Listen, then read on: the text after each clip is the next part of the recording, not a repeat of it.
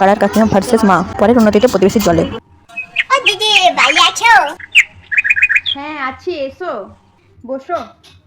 হ্যাঁ দিদি, বলছি। চা খাবে? চা? হ্যাঁ খাবে। না না, খাবো না। কেন, একটু খাও। আচ্ছা, এত করে বলছো যখন একটুখানি দাও।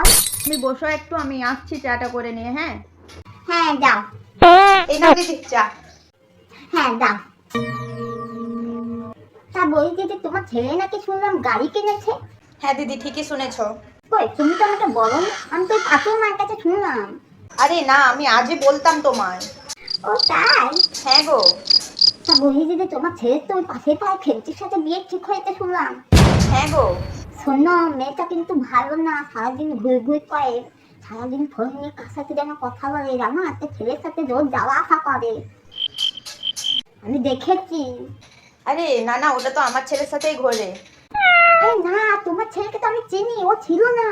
আমার কি মনে হয় বলো তো, তুমি না চশমাটা পরে হয়তো দেখোনি, সেই জন্য ভালো করে দেখতে পাওনি। পরের দিন যখন দেখবে তখন না চশমাটা একটু পরে দেখো, হ্যাঁ, তাহলে তুমি পরিষ্কারভাবে দেখতে পাবে সবটা। আচ্ছা দিদি, আমি আজ আসি। হ্যাঁ আচ্ছা, আবার এসো কিন্তু। হ্যাঁ হ্যাঁ, আজ আসি। যত সব।